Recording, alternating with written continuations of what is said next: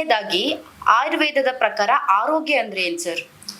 ಆರೋಗ್ಯ ಅಂದರೆ ಟೈಮಿಗೆ ಸರಿಯಾಗಿ ನಿದ್ದೆ ಮಾಡಬೇಕು, ಟೈಮಿಗೆ ಸರಿಯಾಗಿ ಊಟ ಮಾಡಬೇಕು, ನೀರು ಕುಡಿಬೇಕು.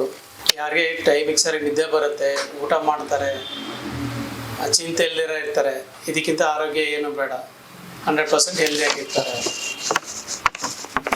ಎಸ್ ಸರ್, ಆರೋಗ್ಯಕರ ಜೀವನ ಶೈಲಿಗೆ ಯಾವ ಮಾರ್ಗವನ್ನು ಅನುಸರಿಸಬೇಕು ಅಂತ?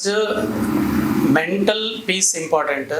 ಸೊ ನಾವು ಬೆಳಗ್ಗೆ ಎದ್ದ ತಕ್ಷಣ ಒಂದು ಮೆಡಿಟೇಷನ್ ಅಂತ ಮಾಡಿಕೊಂಡ್ರೆ ಒಂದು 20 ಮಿನಿಟ್ಸ್, ನಾ ಇಲ್ಲಿ ಬರೋ ಪೇಷಂಟ್ಸ್ ಎಲ್ಲರಿಗೂ ಹೇಳ್ಕೊಡ್ತೀನಿ. ಒಂದು ಪ್ರಾಣಾಯಾಮ ಮೆಡಿಟೇಷನ್ ಮಾಡಿದ್ರೆ ಅಲ್ಲಿಗೆ ಹಿಂದಿನ ದಿನದ ಏನೇ ಟೆನ್ಷನ್ ಇದ್ರೆ ಎಲ್ಲ ಹೊಟ್ಟೋಗುತ್ತೆ, ಹ್ಯಾಪಿಯಾಗಿರ್ಬೋದು. ಆಯುರ್ವೇದದ ಪ್ರಕಾರ ಒತ್ತಡ ಮತ್ತು ಚಿಂತೆ ನಿರ್ವಹಣೆಗೆ ಯಾವ ರೀತಿಯಾದ ವಿಧಾನವನ್ನು ಅನುಸರಿಸಬೇಕು ಅಂತ?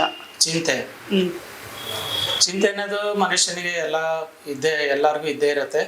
ಅದರಲ್ಲೂ ಈ ಒಂದು ಸೊಸೈಟಿಯಲ್ಲಿ ಎಲ್ಲ ಇದ್ದಾಗ, ಒಂದು ಎಲ್ಲ ಫಾಸ್ಟ್ ಲೈಫಲ್ಲಿ ಇದ್ದಾಗ ಚಿಂತೆ ಅನ್ನೋದು ಎಲ್ಲರಿಗೂ ಇರುತ್ತೆ. ಆ ಚಿಂತೆನ ಮರಿಬೇಕು ಅಂತ ಹೇಳಿದ್ರೆ ಮೆಡಿಟೇಷನ್ ರೈಟ್ ವೇ.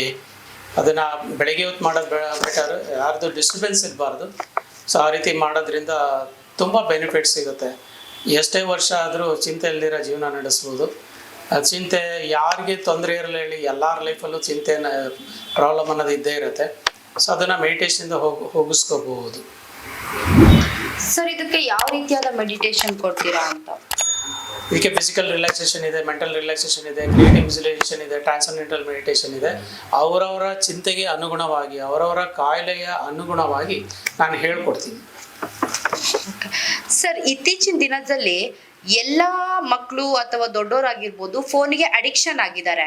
ಸಾಮಾನ್ಯವಾಗಿ ಕಣ್ಣಿನ ಸಮಸ್ಯೆಗಳು ಇದ್ದೇ ಇರುತ್ತೆ. ಕಣ್ಣಿನ ಆರೈಕೆ ಯಾವ ಕ್ರಮವನ್ನು ಅನುಸರಿಸಬೇಕು ಸರ್ ಆಯುರ್ವೇದಿಕ ಪ್ರಕಾರ?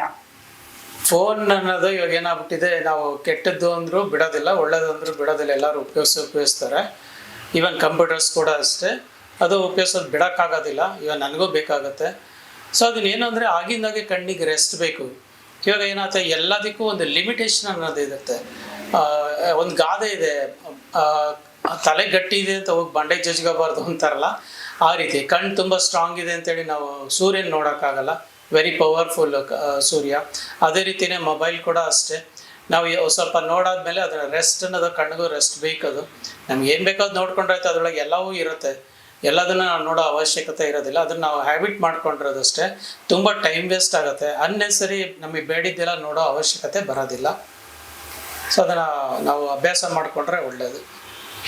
ಸರ್, ಈಗಿನ ದಿನಗಳಲ್ಲಿ ಕೂದಲು ಉದುರುವಿಕೆ ಮತ್ತೆ ಏರ್ ಗ್ರೈನ್ ಸಮಸ್ಯೆಗಳು ಜಾಸ್ತಿ ಆಗ್ತಾ ಇದೆ. ಅಂದ್ರೆ ಈಗಿನ ದಿನಗಳಲ್ಲಿ ಕೂದಲು ಉದುರುತ್ತಾ ಇರೋದು, ಏರ್ ಫಾಲ್ ಆಗ್ತಾ ಇರೋದು ಮತ್ತೆ ಗ್ರೇ ಹೇರ್ ಸಮಸ್ಯೆಗಳು ಹೆಚ್ಚಾಗ್ತಾ ಇದೆ. ಸರ್, ಆಯುರ್ವೇದಿಕದ ಪ್ರಕಾರ ಇದಕ್ಕೇನಾದ್ರೂ ಪರಿಹಾರಗಳಿದೆಯಾ?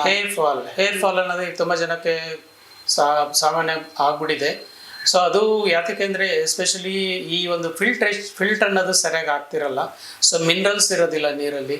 ಸೊ ಮಿನರಲ್ಸ್ ಬೇಕು ಅಂತ ಹೇಳಿದ್ರೆ ಏನು ಮಾಡಬೇಕು? ನಾವು ಹಸಿ ತರಕಾರಿ ತಿನ್ನಬೇಕು. ಸೊ ಚೆನ್ನಾಗಿ ಹಸಿ ತರಕಾರಿ ತಿನ್ನೋದ್ರಿಂದ ಹೇರ್ ಫಾಲ್ ಸ್ಟಾಪ್ ಆಗಿರೋದು ತುಂಬ ಕೇಸಸ್ ಇದೆ. ಸೊ ಅದನ್ನು ನಾವೆಲ್ಲ ಇಲ್ಲಿ ಪೇಷಂಟ್ಸ್ ಬಂದಾಗ ತುಂಬ ಜನಕ್ಕೆ ಹೇರ್ ಫಾಲಿಂಗ್ ಪ್ರಾಬ್ಲಮ್ ಇದೆ. ಸದ್ಯಕ್ಕೆ ನಾವು ಆಯುರ್ವೇದದಲ್ಲಿ ಒಳ್ಳೆ ಸಪ್ಲಿಮೆಂಟ್ಸ್ ಇದೆ, ಅದನ್ನೆಲ್ಲ ಕೊಡ್ತೀವಿ. ದಟ್ಸ್ ಓನ್ಲಿ ಟೆಂಪ್ರರಿ, ಸ್ಟಾಪಾಗಿ ಕೊಡ್ತೀವಿ. ಆದರೆ ಪರ್ಮನೆಂಟಾಗಿ ನಾವೇನು ಮಾಡಬೇಕು ಅಂದರೆ, ಮಿನರಲ್ಸ್ ಇರೋವಂಥ ನಾವು ತರಕಾರಿನೆಲ್ಲ ತೊಗೊಳ್ಬೇಕಾಗತ್ತೆ. ತರಕಾರಿ, ಹಣ್ಣು, ಇದು ದೇವರು ನಮಗೋಸ್ಕರ ಮಾಡಿರೋದು. ಈ ಹಣ್ಣುಗಳು ನೋಡಿ, ಒಂದೊಂದು ಹಣ್ಣು ಒಂದೊಂದು ಕಲರ್ ಇರುತ್ತೆ. ಅದು ಎಲ್ಲ ಥರ ಕಲರು ನಮ್ಮ ಬಾಡಿಗೆ ಬೇಕು, ಎಲ್ಲ ಹಣ್ಣುಗಳು.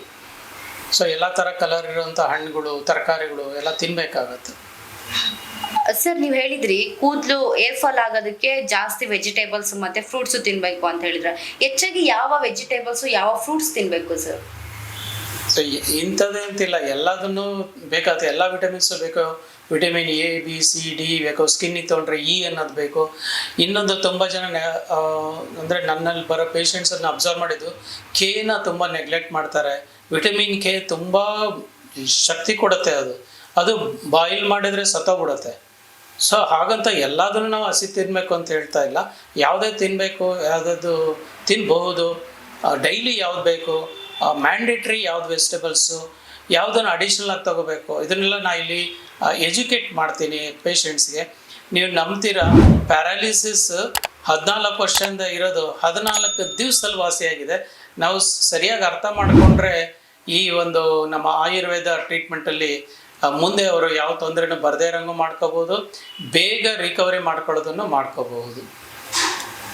ಸರ್ ಇನ್ನೊಂದು ಹಾಗೆ ಹಾರ್ಮೋನಲ್ ಸಮತೋಲನಕ್ಕೆ ಆಯುರ್ವೇದದಲ್ಲಿ ಇರುವ ನೈಸರ್ಗಿಕ ಪರಿಹಾರಗಳೇನು ಸರ್? ಹಾರ್ಮೋನಲ್ ಇಂಬ್ಯಾಲೆನ್ಸ್ಗೆ ನಮ್ಮಲ್ಲಿ ತುಂಬ ಆಯುರ್ವೇದ ಆರ್ಗ್ಯಾನಿಕ್ ಆಯುರ್ವೇದ ಅಂತ ನಾನು ಹೇಳ್ತೀನಿ. ಯಾಕೆಂದರೆ ಆರ್ಗ್ಯಾನಿಕ್ ಆಯುರ್ವೇದದಲ್ಲಿ ಫಾಸ್ಟ್ ರಿಕವರಿ ಬರ್ತಾ ಇದೆ. ಸೊ ಈ ನೀವು ಕೇಳಿದ ಸಮಸ್ಯೆಗೆಲ್ಲ ನಮ್ಮಲ್ಲಿ ಪರಿಹಾರ ಇದೆ. ಸೊ ಅದಾದಮೇಲೆ ಅದು ಬರದೇ ಇರೋಕ್ಕೆ ಏನು ಮಾಡಬೇಕು ನಾವು ಹೇಳ್ಕೊಡ್ತೀವಿ, ಅದನ್ನು ಫಾಲೋ ಮಾಡಬೇಕಾಗತ್ತೆ. ಯಾಕೆಂದರೆ ತುಂಬ ಜನ ಪೇಷಂಟ್ಸ್ ಕೇಳ್ತಾರೆ, ಸರ್ ಇದು ವಾಸಿ ಆದಮೇಲೆ ಪುನಃ ಬರಲ್ವಾ, ಸರ್ ನಾನು ತುಂಬ ಓವರ್ ವೆಯ್ಟ್ ಇದ್ದೀನಿ, ನಾನು ಸ್ಲಿಮ್ ಆಗಿಬಿಟ್ರೆ ಮತ್ತೆ ಮುಂದೆ ದಪ್ಪ ಆಗೋದಿಲ್ವಾ, ವೆಯ್ಟ್ ಜಾಸ್ತಿ ಆಗೋದಿಲ್ವಾ, ಮತ್ತು ನಾನೀಗ ಸಣ್ಣ ಇದ್ದೀನಿ, ಸ್ವಲ್ಪ ನಾರ್ಮಲ್ ದಪ್ಪ ಆಗ್ಬಿಟ್ರೆ ಮತ್ತೆ ಸಣ್ಣ ಆಗ್ಬಿಡ್ತೀನ ನಾನು. ಮತ್ತು ಇದಕ್ಕೆಲ್ಲದಕ್ಕೂ ಒಂದು ಅಡ್ಯಾಪ್ಟಜನ್ ಅಂತಿದೆ. ಅಡಾಪ್ಟಜನ್ ಅಂದರೆ ಬ್ರಿಂಗ್ಸ್ ಎವ್ರಿಥಿಂಗ್ ನಾರ್ಮಲ್. ಅದಕ್ಕೆ ನಾವು ಏನು ತಿನ್ನಬೇಕು ಏನು ತಿನ್ನಬಾರ್ದು ಅದನ್ನೆಲ್ಲ ನಾನು ಪೇಷಂಟ್ಸ್ಗೆ ಎಜುಕೇಟ್ ಮಾಡ್ತೀನಿ. ಪೇಷಂಟ್ಸ್ ಬರಬೇಕಾದ್ರೆ ಚಿಂತೆಯಲ್ಲಿ ಬರ್ತಾರೆ, ಅಳ್ತಾ ಬರ್ತಾರೆ, ಹೋಗ್ತಾ ದೇ ಆರ್ ವೆರಿ ಹ್ಯಾಪಿ. ಮತ್ತು ಅವ್ರಿಗೆ ವಾಸಿ ಆದಮೇಲೆ ಬಿಡೋದಿಲ್ಲ, ಮತ್ತೆ ಬಂದು ಈ ಕಡೆ ಬಂದಾಗ ನಮ್ಮನ್ನು ಮಾತಾಡಿಸ್ಕೊಂಡು ಹೋಗ್ತಾರೆ. ನಮಗೆ ಅಷ್ಟೇ ಸಮಾಧಾನ, ಅಷ್ಟಾದರೆ ಸಾಕು.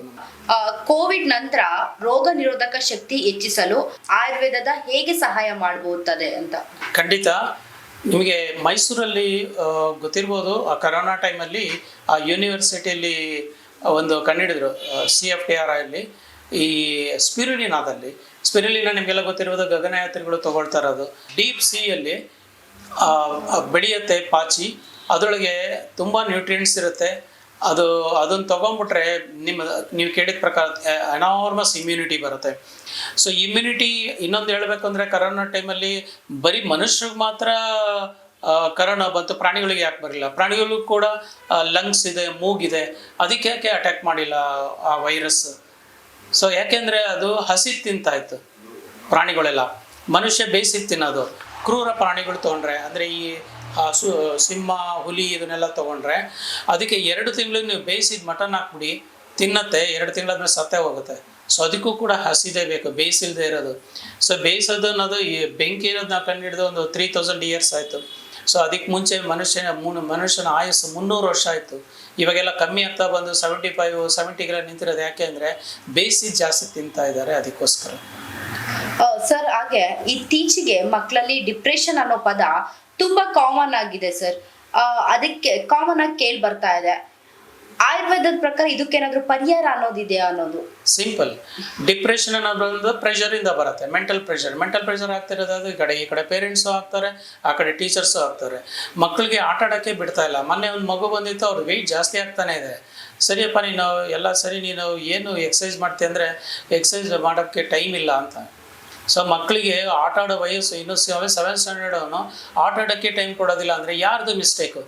ಟೀಚರ್ಸು ಅರ್ಥ ಮಾಡ್ಕೋಬೇಕು, ಈ ಕಡೆ ಪೇರೆಂಟ್ಸು ಅರ್ಥ ಮಾಡ್ಕೋಬೇಕು. ಮಾರ್ಕ್ಸ್ ಜಾಸ್ತಿ ತೆಗಿತಾ ಹೋಗಿ ಒಬ್ಬರು ಆ್ಯಕ್ಚುಲಿ ಮಾರ್ಕ್ಸ್ ತೆಗೆದು ಸೆಂಟ್ರಲ್ ಗೌರ್ಮೆಂಟ್ ಜಾಬಲ್ಲಿ rank student, but he was on death bed. ಏನು ಉಪಯೋಗ ಆಯಿತು? ಸೊ ಮತ್ತೆ ಅವರು ಸರಿ ಹೋಗಿದ್ದು ಹೇಗೆಂದರೆ ಹಸಿ ತರಕಾರಿ ತಿಂದು. ಇದು ತುಂಬ ಎಕ್ಸಾಂಪಲ್ಸ್ ಇದೆ. ಸೊ ಅದಕ್ಕೆ ಹೇಳೋದು, ಹಸಿ ತರಕಾರಿ ಬೇಕು, ಟೈಮಿಂಗ್ ಸರಿಯಾಗಿ ಆಟ ಆಡೋದೆಲ್ಲ ಬೇಕು ಮಕ್ಕಳಿಗೆ. ಮತ್ತು ಏಜ್ ಆಗಿರೋರಿಗೆ ಅವ್ರಿಗೆಲ್ಲ ಎಕ್ಸಸೈಸ್ ಬೇಕು. ಅದೇನು ಎಕ್ಸಸೈಸ್ ಮಾಡಬಹುದು ಅವ್ರ ಏಜ್ ಪ್ರಕಾರ, ಅದನ್ನೆಲ್ಲವನ್ನು ಕೂಡ ಇಲ್ಲಿ ಹೇಳ್ಕೊಡ್ತೀವಿ. ಇಲ್ಲಿ ಬರೀ ಔಷಧಿ ಕೊಟ್ಟು ವಾಸಿ ಮಾಡೋವಂಥ ಆಯುರ್ವೇದ ಕ್ಲಿನಿಕ್ ಅಲ್ಲ ಇದು. ಸೊ ಅವ್ರ ಲೈಫ್ ಸ್ಟೈಲ್ನ ರೈಟ್ ಅನ್ನೋ ವರ್ಡ್ನ ಯೂಸ್ ಮಾಡಬೇಕಾಗಿದೆ. ಯಾಕಂದರೆ ಎಲ್ಲರೂ ಅವ್ರಿಗೆ ಎಲ್ಲ ಲೈಫ್ ಸ್ಟೈಲ್ ಗೊತ್ತಿದೆ ನನಗೆ ಅಂತಾರೆ. ಬಾಯ್ ಬಿಡಿಸಿ ಕೇಳಿದಾಗ ಗೊತ್ತಾಗುತ್ತೆ ಅವ್ರು ಏನು ತಪ್ಪು ಮಾಡ್ತಿದ್ದಾರೆ ಅಂತ. ಸಣ್ಣದು ಅದೊಂದು ಮಿಸ್ಟೇಕ್ ನಾವು ಸರಿ ಮಾಡಿಸ್ಬಿಟ್ರೆ ತುಂಬ ಜನ ಕಾಯಿಲೆನೇ ಇಲ್ದಿರೋ ಜೀವನ ನಡೆಸ್ಬೋದು ಅಂದ್ಬಿಟ್ಟು ನಾವು ಪ್ರಾಮಿಸ್ ಮಾಡ್ತಾ ಇದ್ದೀನಿ. ಸರ್ ಗ್ಯಾಸ್ಟ್ರಿಕ್ ಸಮಸ್ಯೆಗೆ ಪರಿಹಾರಗಳೇನಿದೆ ಸರ್? ಗ್ಯಾಸ್ಟ್ರಿಕ್ ಅನ್ನೋದು ಸ್ಟಮಕ್ಕಿಗೆ ಸಂಬಂಧಪಟ್ಟಿದ್ದು. ಅದೇನಂತ ಓವರ್ ಈಟಿಂಗಲ್ಲೂ ಬರುತ್ತೆ, ತಿಂದೇ ಇದ್ರೂ ಬರುತ್ತೆ. ಸೊ ಟೈಮಿಗೆ ಸರಿಯಾಗಿ ತಿನ್ನಬೇಕು, ಹಸುವಾದಾಗ ನಾವು ತಿನ್ನಬೇಕು, ಬಾಯಾರಿಕಾದಾಗ ನೀರು ಕುಡಿಬೇಕು, ಅದೆಲ್ಲ ಇಲ್ಲಿ ಹೇಳ್ಕೊಡ್ತೀನಿ. ಗ್ಯಾಸ್ಟ್ರಿಕ್ ಸಮಸ್ಯೆನ ಕರೆಕ್ಟಾಗಿ ಅರ್ಥ ಮಾಡಿಕೊಂಡ್ರೆ 3 ದಿವಸದಲ್ಲಿ ಗ್ಯಾಸ್ಟ್ರಿಕ್ ಅಸಿಡಿಟಿ ಕಾನ್ಸ್ಟಿಪೇಷನಿಂದ ಹೊರಗೆ ಬರ್ಬೋದು ಕಂಪ್ಲೀಟಾಗಿ. ಮತ್ತು ಅದನ್ನು ಕಂಟಿನ್ಯೂ ಮಾಡೋದು ಸುಲಭ ಇದೆ ಆ ಉಪಾಯ. ಇವಾಗ ನೋಡಿ, ಬೆಳಿಗ್ಗೆ ಹೊತ್ತು ಅಸಿಡಿಕ್ ರೆಸಿಡ್ಯೂಯಲ್ ಕ್ಲೆನ್ಸಿಂಗ್ ಪ್ರೋಸೆಸ್ ಅಂತ ಬಾಡಿಯಲ್ಲಿ ಆದರೆ ಯಾವ ಕಾಯಿಲೆನೂ ಬರೋದಿಲ್ಲ. ಸೊ ಅದು ಅದು ಬರದೇ ಇರೋಕ್ಕೆ ಏನು ಮಾಡಬೇಕು? ಆ ಪ್ರೋಸೆಸ್ ಅಂದರೆ ಏನು ಅಂದರೆ, ಸಣ್ಣ ಕರಳು ದೊಡ್ಡ ಕರಳು 2 ಕಂಪ್ಲೀಟ್ ಕ್ಲೆನ್ಸ್ ಆಗಬೇಕು. ಸಣ್ಣ ಕರಳು ದೊಡ್ಡ ಕರಳಲ್ಲಿ ಯಾವುದೇ ಒಂದು ವೇಸ್ಟ್ ಉಳ್ಕೋಬಾರ್ದು. ಸೊ ಜಸ್ಟ್ ಲೈಕ್ ಕಸ ವಿಲೇವಾರಿ ಮಾಡಬಾರ್ದು ಅಂತೀವಿ. ಕಸ ವಿಲೇವಾರಿ ಮಾಡದೇ ಇದ್ದರೆ ಏನಾಗುತ್ತೆ ಅಂದರೆ ಬ್ಯಾಕ್ಟೀರಿಯಾ ಎಲ್ಲ ಉತ್ಪತ್ತಿ ಆಗುತ್ತೆ. ಅದೇ ರೀತಿ ಬಾಡಿಯಲ್ಲಿರೋ ರಾಜಕಾಲುವೆ ಅಂತ ಕರಿಬೋದು ಈ ದೊಡ್ಡ ಕರಳಿಗೆ. ಈ ಸಣ್ಣ ಕರಳು ಇದೆ. ಸೊ ಈ ರಾಜಕಾಲುವೆಯಲ್ಲಿ ಕ್ಲೀನ್ ಆದರೆ ತಾನೇ ಯಾವುದೇ ಒಂದು ಬ್ಯಾಕ್ಟೀರಿಯಾ ಬರೋದಿಲ್ಲ. ಸೊ ಅದಕ್ಕೆ ನಾವು ಜಾಸ್ತಿ ನೀರು ಕುಡಿಬೇಕು. Good question madam. ನೀರು ಜಾಸ್ತಿ ಕುಡಿಬೇಕು. ಮತ್ತು ಡೈಜೆಷನ್ ಚೆನ್ನಾಗಾಗಬೇಕು ಅಂದರೆ ನಾವು 30 ಟೈಮ್ಸ್ ಚೀವ್ ಮಾಡಿ ಸಲೈವ ಜೊತೆಗೆ ಹೋಗ್ಬೇಕೇ ಹೊರತು ಕೆಲವರೆಲ್ಲ ಅರ್ಜೆಂಟಲ್ಲಿ ನುಂಗ್ಬಿಡ್ತಾರೆ. ಆ ರೀತಿ ಎಲ್ಲ ದಯವಿಟ್ಟು ಮಾಡಬೇಡಿ. ಇದು ಎಷ್ಟು ಸಣ್ಣದಿದೆ ನೋಡಿ, ಸಣ್ಣ ಕರಳು. ಸೊ ಅದರೊಳಗಿಂದ ಹೋಗ್ಬೇಕು ಫುಡ್ ಅಂತ ಅಲ್ಲೇ ಸ್ಟ್ರಕ್ ಆದರೆ ಗ್ಯಾಸ್ಟ್ರಿಕ್ ಆಟೋಮೆಟಿಕ್ಕಾಗಿ ಬರುತ್ತೆ. ಯಾವಾಗ ಸ್ಟ್ರಕ್ ಆಗುತ್ತೆ ಸರಿಯಾಗಿ ಹೊರಗೆ ಹೋಗೋದಿಲ್ಲ, ಬ್ಯಾಡ್ ಬ್ಯಾಕ್ಟೀರಿಯಾ ಬರುತ್ತೆ. ಸೊ ಗಟ್ ಹೆಲ್ತ್ ಕೂಡ ವೆರಿ ಇಂಪಾರ್ಟೆಂಟ್. ಸರ್, BP ಸಮಸ್ಯೆಗಳನ್ನು ಹತೋಟಿನಲ್ಲಿ ಇಟ್ಕೊಳ್ಳಲು ಏನಾದರೂ ಪರಿಹಾರಗಳಿದೆಯಾ ಅನ್ನೋದು? ಖಂಡಿತ ಇರುತ್ತೆ. ಇವಾಗ ನೋಡಿ, BP ಬ್ಲಡ್ ಪ್ರೆಷರ್ ಬೇಡದೇ ಇರೋದೆಲ್ಲ ತುಂಬ ಮನಸ್ಸಿಗೆ ಹಚ್ಕೊಳ್ಳೋದು, ಮತ್ತು ಇದು ಏನು ಆಗದೆ ಇರೋದನ್ನ ಟೆನ್ಷನ್ ಮಾಡ್ಕೊಳ್ಳೋದು, ಇದಕ್ಕೆಲ್ಲ BP ಬರುತ್ತೆ. ಅದೊಂದೇ ಅಲ್ಲ, ನಮ್ಮ ಲೈಫ್ ಸ್ಟೈಲಲ್ಲಿ ಇವಾಗ ಎಕ್ಸಾಂಪಲ್ ನೀವು ಹೊರಗೆ ಹೋಗಿ ಚಿಪ್ಸ್ ತಿಂತೀರಾ. ಚಿಪ್ಸ್ ತಿಂದಾಗ ಏನಾಗುತ್ತೆ ಅಂದರೆ ಬಾಯಾರಿಕೆ ಆಗುತ್ತೆ. ಯಾಕೆಂದರೆ ಎಷ್ಟು ಹೈ ಸಾಲ್ಟ್ ಉಪಯೋಗಿಸಿರ್ತಾರೆ ಅದು. ಸೊ ಅವಾಗ ಏನಾಗುತ್ತೆ, ನೀರು ಕುಡಿತೀರಾ. ಆ ನೀರಿದೆ ನೋಡಿ, ನೀವು ಚಿಪ್ಸ್ ತಿಂದು ಕುಡಿಯೋ ನೀರು ಬ್ಲಡ್ಡಿಗೆ ಕನ್ವರ್ಟ್ ಆಗುತ್ತೆ. ಬ್ಲಡ್ ಜಾಸ್ತಿ ಆದಾಗ ಏನಾಗುತ್ತೆ, ಪ್ರೆಷರ್ ಆಗುತ್ತೆ. ಸೊ ಬ್ಲಡ್ ಪ್ರೆಷರ್ ಅದರಿಂದ ಕೂಡ ಬರುತ್ತೆ. ಒಂದೇ ಥರ ಅಂತ ಹೇಳೋಕ್ಕಾಗೋದಿಲ್ಲ. ಸೊ ಇದಕ್ಕೆಲ್ಲ ಆ ರೀತಿ ನಾವು ಹೊರಗಡೆ ತಿನ್ನೋದನ್ನು ಕಮ್ಮಿ ಮಾಡಬೇಕು. ಹೈ ಸಾಲ್ಟು, ಹೈ ಶುಗರ್ ಇರೋದೆಲ್ಲ ಕಮ್ಮಿ ಮಾಡಬೇಕು. ಮತ್ತು ಇದು ಒಂದು ಮೆಡಿಟೇಷನ್ ಅಂತ ಮಾಡ್ತಾ ಕೂತ್ಕೊಂಡ್ರೆ ಈ ಒಂದು ಟೆನ್ಷನ್ನಿಂದ ಹೊರಗಡೆ ಬರುವುದು. ಡೈಲಿ ನಾವು ಮಾಡಬೇಕಾಗಿರೋದು ನೋಡಿ, ನೀವೆಲ್ಲ ಬೆಳಿಗ್ಗೆ ಹೇಳ್ತೀರಾ ಹಲ್ ಬ್ರಷ್ ಮಾಡ್ತೀರಾ, ಬೆಳಿಗ್ಗೆ ಹೇಳ್ತೀರಾ ಸ್ನಾನ ಮಾಡ್ತೀರಾ. ಆ ರೂಟೀನ್ ಜೊತೆಗೆ ನಮ್ಮ ಒಂದು ಪ್ರಾಣಾಯಾಮ ಮೆಡಿಟೇಷನ್ ಸೇರಿಸ್ಕೋಬೇಕು. ಫ್ರೆಂಡ್ಸ್, ನಾನು ಎಷ್ಟೋ ಸರಿ ಯಾವಾಗ ಬೆಳಿಗ್ಗೆ ಎದ್ದು ಬಿಡ್ತೀನಿ ತಕ್ಷಣ ನಾನು ಪ್ರಾಣಾಯಾಮ ಮೆಡಿಟೇಷನ್ ಮಾಡ್ತೀನಿ. It takes less than half an hour daily ಮಾಡ್ತೀನಿ. 3 ಗಂಟೆಗೆ ಹೆಸರಾದರೆ 3 ಗಂಟೆಗೆ ಎದ್ಬಿಟ್ಟು ನಾನು ಪ್ರಾಣಾಯಾಮನೂ ಮಾಡ್ತೀನಿ, ಮೆಡಿಟೇಷನ್ ಮಾಡ್ತೀನಿ. ಫ್ರೆಂಡ್ಸ್, ನಿಮಗೆಲ್ಲ ನಾನು ಹೇಳ್ಕೊಡ್ಬೇಕಂದ್ರೆ ಫಸ್ಟ್ ನಾನು ಫಾಲೋ ಮಾಡಿ ನಾನು ನಿಮಗೆ ಹೇಳ್ಕೊಡ್ತಾ ಇರೋದು. ಅದಕ್ಕೆ ಇಷ್ಟು ಕಾನ್ಫಿಡೆಂಟಾಗಿ ನಾನು ಹೇಳ್ತಾ ಇದ್ದೀನಿ, ಹೇಳ್ತಾ ಇದ್ದೀನಿ, ಎಲ್ಲರಿಗೂ ರಿಕವರಿ ಆಗುತ್ತೆ ಅಂತ. ಸರ್ ನಮಸ್ಕಾರ ವೀಕ್ಷಕರೇ, ನನ್ನ ಹೆಸರು ಡಾಕ್ಟರ್ ಶ್ರೀಧರ ಅಂತೇಳಿ. ನಾನು 25 ವರ್ಷದಿಂದ ಈ ಒಂದು ಆಲ್ಟರ್ನೇಟಿವ್ ಥೆರಪಿ, ಆಯುರ್ವೇದ ಇದನ್ನೆಲ್ಲ ಕೊಡ್ತಾ ಇದ್ದೀನಿ. ಸೊ ತುಂಬ ಜನಕ್ಕೆ, ಸಾವಿರಾರು ಜನಕ್ಕೆ ರಿಕವರಿ ಆಗಿದೆ. ನಾನಿಲ್ಲಿ ನಿಸರ್ಗ ಆರ್ಗ್ಯಾನಿಕ್ ಆಯುರ್ವೇದ ಕೇಂದ್ರ, RPC ಲೇಔಟ್ ವಿಜಯನಗರ, ಇಲ್ಲಿ ನಾನು ಡಾಕ್ಟ್ರಾಗಿ ವರ್ಕ್ ಮಾಡ್ತಾ ಇದ್ದೀನಿ. ತುಂಬ ಪೇಷಂಟ್ಸ್ನೆಲ್ಲ ಅಟೆಂಡ್ ಮಾಡ್ತಾ ಇದ್ದೀನಿ. ಒಮ್ಮೆ ಭೇಟಿ ಕೊಡಿ. ಪ್ರಾಬ್ಲಮ್ ಇಲ್ಲದೇ ಇದ್ರೂ ಪರವಾಗಿಲ್ಲ, ನಾವು ಯಾವ ರೀತಿ ಟ್ರೀಟ್ಮೆಂಟ್ ಕೊಡ್ತೀವಿ ಅಂತ ತಿಳ್ಕೊಂಡು ಹೋಗ್ಬೋದು ನೀವು. So wish you all good health.